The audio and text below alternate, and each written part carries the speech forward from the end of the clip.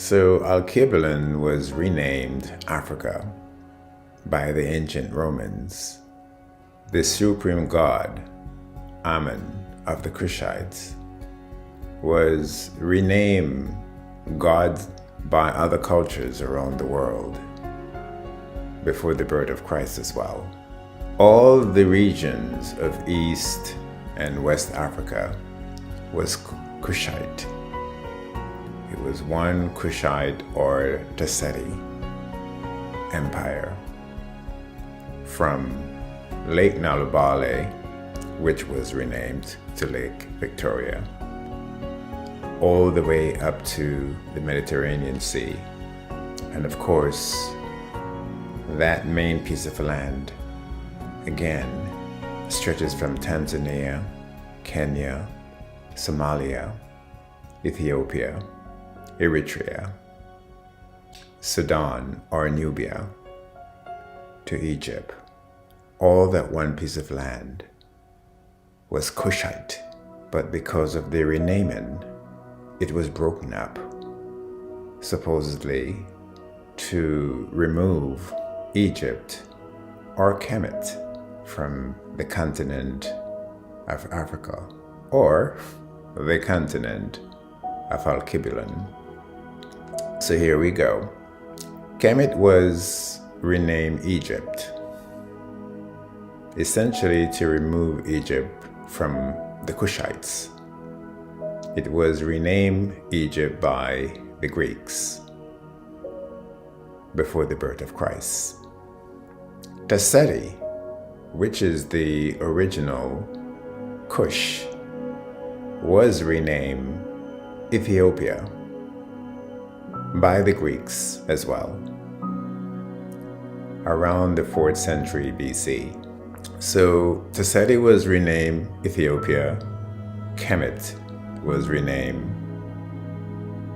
Egypt, Kush was renamed Nubia by the ancient Romans looking for gold. Of course, Nubia or Kush was known for its massive gold mines that gave rise to the power of the Kushite Empire. Lake Nalubale was renamed Lake Victoria by the British during the 19th century.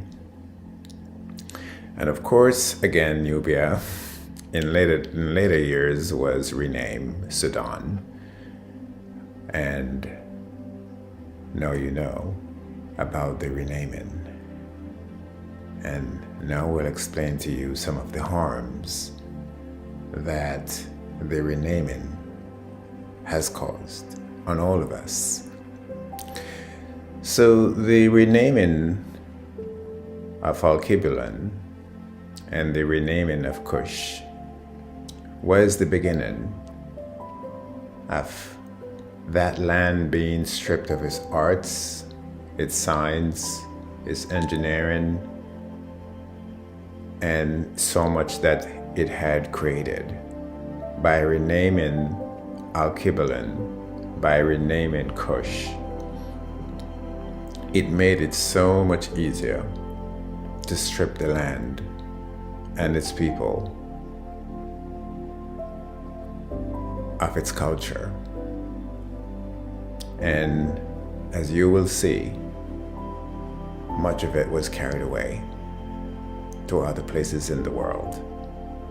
So I say to those places who have parts of Alkebulan and parts of Kushite arts and science and history and heritage, please donate it to museums around the world so that everyone can have access to it, especially the Kushite progenitors that live today.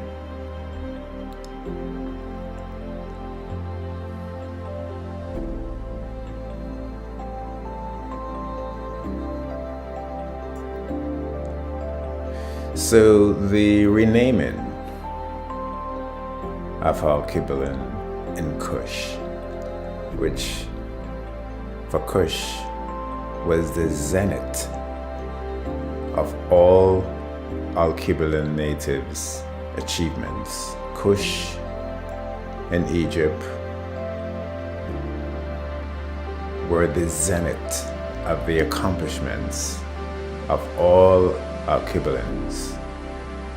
Keep in mind their journey from Homo habilis, Homo erectus, to the Khoikhoi, to the Khoisans, to the Bantu,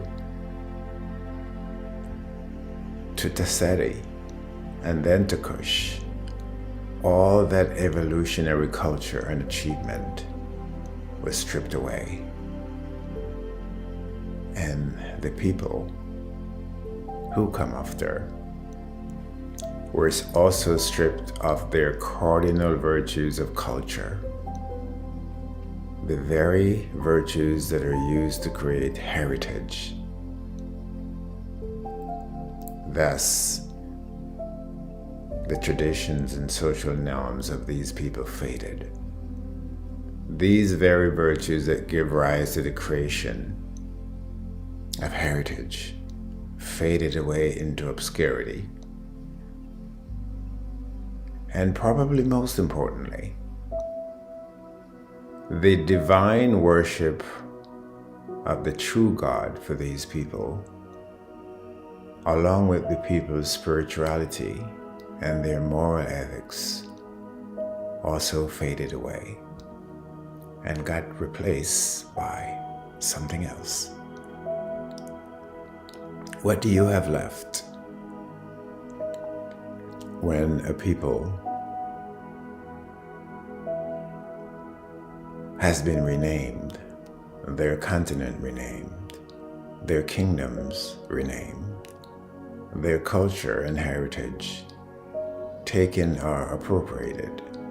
What remains is a people disorganized in discord with itself, without a land or state, without history or culture or bonds of their cardinal heritage, without aspiration, a people aspiring toward nothing and likewise unable to guide their very children and grandchildren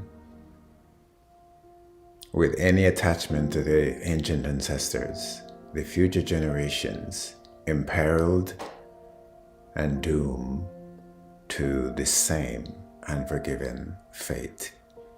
I have just described to you the foundations of the last 2,000 years. A people lacking roots or culture inevitably become commodities, defined and branded for profit by the few, who will only show disdain and subject all future generations to the same fate. They also are the few that will determine the future of human survival, with all the nefarious tendencies of our planet right now: war and hate and bigotry, global warming. The renaming has a deeper, impactful force than you can imagine, and it should change. We should change it. If we don't change it, we are complicit to all of this. We need courage to change the course of our future. We need to reinvent the future for all our children and our grandchildren. But it should begin with the truth. And the truth is, let us restore what's left of our culture and use it to rebuild our current generation for all future generations. To do so, we must cancel the stains of the renaming. We must cancel Egypt. We must cancel Nubia. We must cancel Ethiopia. We must cancel Africa. to restore Alkebulan and the values of Alkebulan, the dignity of Alkebulan. We must restore our history and culture. We must cancel the great lie. We must cancel the great lie that we have carried on our backs for over 2,000 years. We must cancel the medieval and imperial acts of the Jurassic imperial few that threaten humanity's very survival, which is human history and the human future to be built. We must cancel the oppressive citadel of deceptions of our history,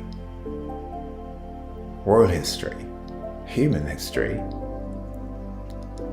We must uncloak the inventions of the Kushites. We must uncloak the inventions of Kushite genius. Finally, we must restore the true actual names of Alkebulan and the kingdoms where human history began.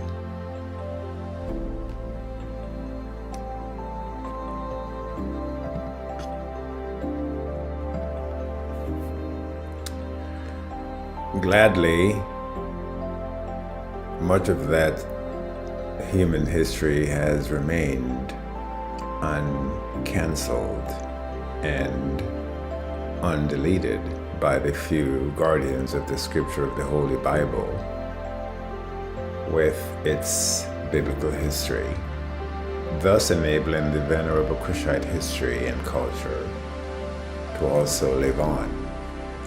Of course, its portrait, coherent and filling the unwritten pages of human history left blank to create shadows of entrapment for those unwary of their own history and heritage as they eternally await the redemption of a merciful God who has remained blind to their stains, and a God who is not even of their own.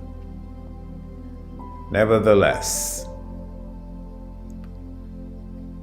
good prevails among us powerless mortals. There are other Greeks, historians, scholars like Herodotus, Diodorus Siculus, who have left lots for us to rebuild the culture of human history. The few guardians of the scriptures of the Holy Bible that left undeleted the references to the extraordinary accomplishments of the Kushites. And then there are legions of other scholars, historians, archaeologists, writers, paleoanthropologists. And then there is DNA science. There is chemical analysis of fossils that are now resurrecting the Kushites. So the resurrection of the Kushites has begun with facts. So thanks to those venerable, courageous historians that fought off the Jurassic-minded, imperial, wealthy few who would stop us, who would keep us in the shadows, in the dark, to the true values of history, the true facts that are the light of the future. Stay tuned.